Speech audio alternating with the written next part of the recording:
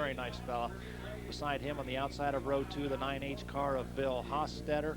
And Jason Eddy is in row 3 along with Wayne Fitzpatrick. They will round out the top 3 rows. He's in the number 2 car as we get ready to go racing here in the Ohio Valley Wharf cars. 1 lap to go as leading them to the finish line will be Tracy Fritter and Rick Brown and all the other dwarfs.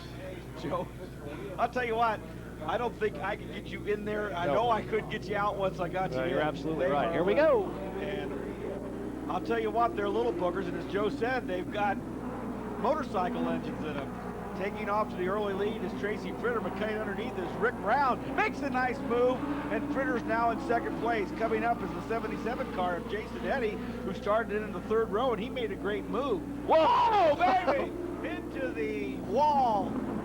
Is the number 5B car of Rick Brown. But I'll tell you what. And his right tire is wobbling loosely, and there was a little bit of a collision as they came out of that 4th turn. Well, it was the 59 car came up out of nowhere. That was Tracy Fritter, and boy, he really put the pedal to the metal and split a couple of cars. And unfortunately, it looked like one of those when you go to the parades and the shrine cars are going in and out.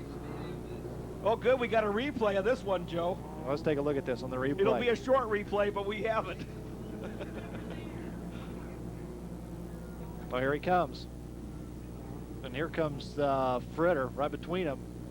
And all of a sudden he gets pushed up against the wall, and Rick Brown is out of his car. Good camera work on and he's going to watch this one from the infield, but they're going to go side by side on the restart, so we're going to get a complete restart as the 59 machine of Tracy Fritter will line up.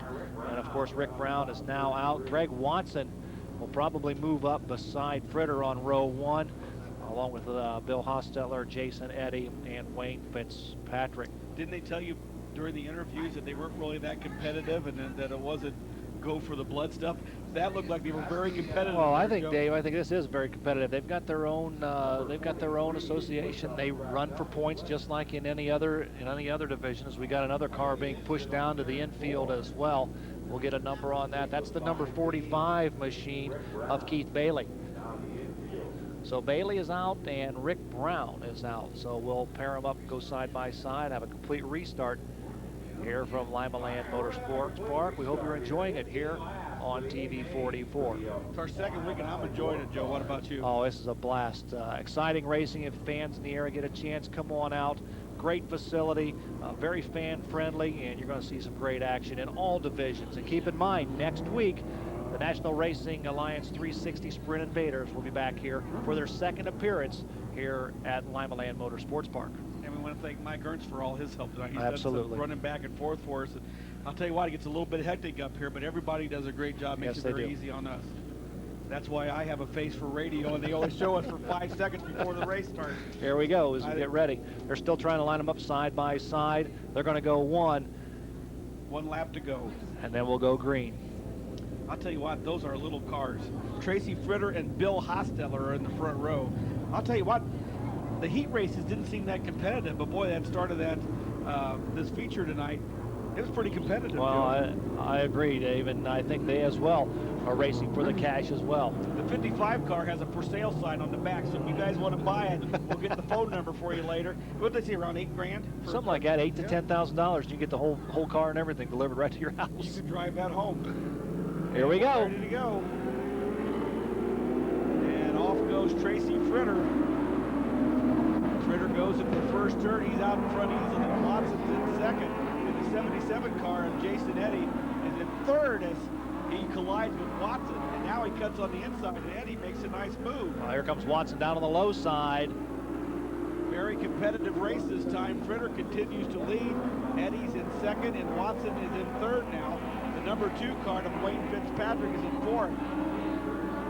They are little bookers, aren't they? Yeah, they are. They're not very big, but I'll tell you what, they're exciting, aren't they? This is my first time to see them. I think I'm going to stick that in the back of my minivan and take that home and tell my wife Pam, I say, here we go. We're going to do something different next week.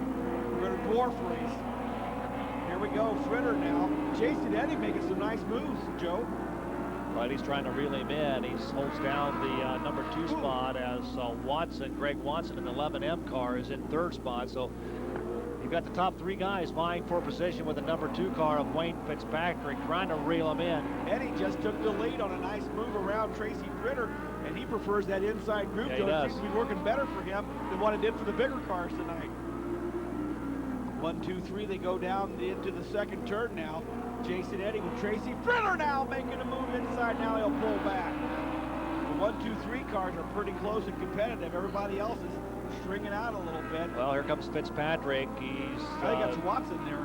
Yeah, Watson's now in 2nd spot. Fitzpatrick also along with number 34, Shiloh Miller, as they round out the top 5. Jason Eddy continues to lead. He started in the 3rd row to lead now. And the 11 car, Greg Watson, is now in 2nd. And now he comes across the line and close to 1st. Jason Eddy now on the outside. Very competitive. Tracy Fritter is in 3rd. And now in front, got a yellow flag. Do you see what happened? Yeah, Wayne Fitzpatrick, I didn't see exactly what happened, Dave, but he was slow on the track, and I think he brought out this yellow flag. We're going to take a timeout as we have a yellow flag. We'll be back with exciting racing here at Lima Land Motorsports Park. You're watching TV 44.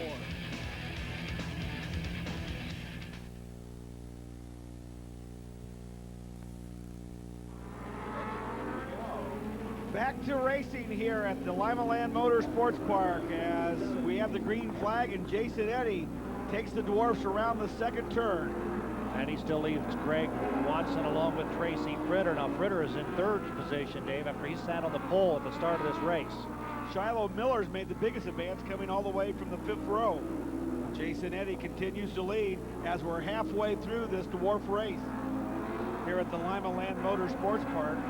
Folks, your TV sets are working fine. It's just that they're real little cars using motorcycle engines. Well, 1,200cc engines is basically what they got in these machines. But I'll tell you what, they're putting on a good show for the people here at Lima Land Motorsports Park this evening. Jason Eddy continues to lead. 2nd place is Greg Watson, and 3rd is Tracy Fritter, the pole sitter in this dwarf feature. Jason Eddy seems to be controlling now the tempo of this race. Everybody else just kind of following him, although Watson now starts to make a little bit of a move in the back stretch. Tracy Fritter in 3rd, Shiloh Miller in 4th, and the number 2 car is Mike Stockmaster, also was in the 5th row. Shiloh Miller is in 5th place. Good run by Mike Stockmaster as well. Jason Eddy now, Watson starting to shorten up the lead a little bit. Fritter also coming in back from the 3rd place position. Dwarf racing at the Lima Land Motorsports Park.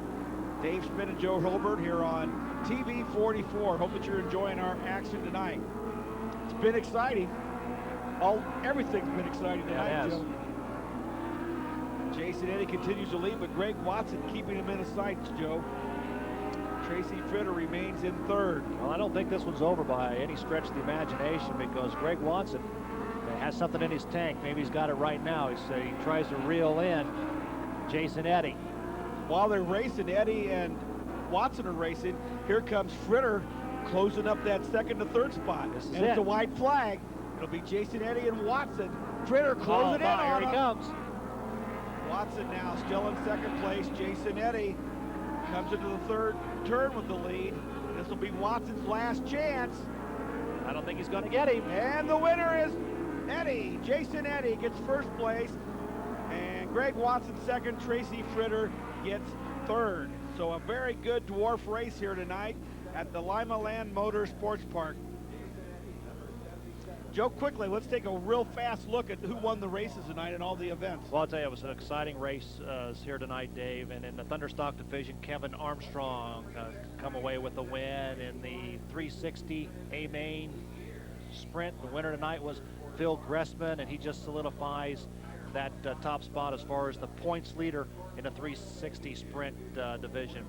In the modifieds, Dustin Moore came away with a win, and of course in our final feature here tonight in the Ohio Valley Dwarf Cars, the 15-lap feature, Jason Eddy was able to hold off Greg Watson to take the feature win. And I'll tell you what, there was some exciting racing, not only from the dwarf cars, but in the other 3 divisions tonight as well. Big week next weekend. Well, of course, the 360 National Racing Alliance Sprint Evaders will be back for their second appearance, and they always put on a good show, and we'll look for some good racing next week as well. That's going to wrap it up from the Lima Land Motorsports Park. For Joe Hobert, this is Dave Schmidt saying good night and good racing.